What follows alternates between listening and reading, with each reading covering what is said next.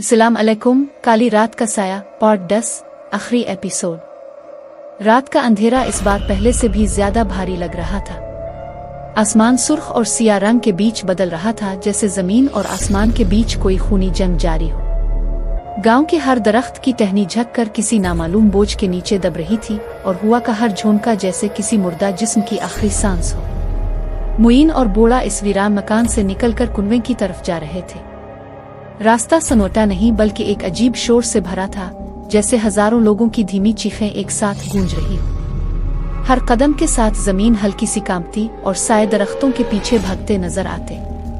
बूढ़े ने आहिस्ता कहा, याद रख, आज अगर हम हार गए तो ये साया सिर्फ गांव को नहीं पूरी दुनिया को निगल लेगा। कुनवा सामने आ गया, पुराना टूटा हुआ, और उसके अंदर से गहरी सिया रोशनी उठ रही थी, जो रोशनी कम और अंधेरा ज्यादा थी। अचानक वही साए जिनसे वो रात भर लड़ते रहे चारों तरफ से नमूदार हो गए। इस बार वो धुआं नहीं, गोश्त और हड्डी के जिस्मों में थे, मगर चेहरे अब भी इंसानी नहीं थे। पहला साया झुका और सर्द आवाज में बोला, आखिरी मौका, कुनवा खोल दो और अपनी जान बचा लो। मुईन ने हिम्मत जमा की और चीख कर कहा, यह कुनवा तुम्हारे लिए नहीं खिलेगा।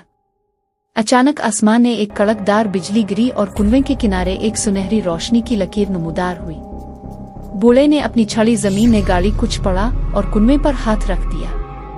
जमीन लरज उठी और कुनवे से निकलने वाली सिया रोशनी एक चीख के साथ आसमान की तरफ जाकर फट गई। साए तड़पने लगे, एक एक करके राख बनकर जमीन में जज्ब होते गए।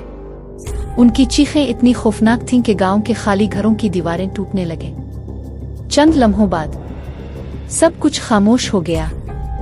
आसमान अपनी असल तारीकी में लूट आया, लेकिन अब वो खौफनाक नहीं था। हुआ हल्की हो गई और पहली बार कई दिनों बाद गांव में परिंदों की आवाज सुनाई दी। मुईन ने बूढ़े को देखा, वो कमजोर हो चुका था, लेकिन इसके चेहरे पर इत्मीनान था। हम जीत गए, लेकिन याद रख, काली रात का साया हमेशा किसी न किसी जगह छुपा रहता है। अगली बार शायद हम ना हो। ये कहकर बूढ़ा आहिस्ता आहिस्ता दौर अंधेरे में चलता गया और फिर गायब हो गया। मुईन ने आखिरी बार कुनवे को देखा, फिर पलटकर गांव की तरफ चल पड़ा। काली रात का साया खत्म हो चुका था, इस बार के लिए खत्म शद। अल्लाह हाफिज।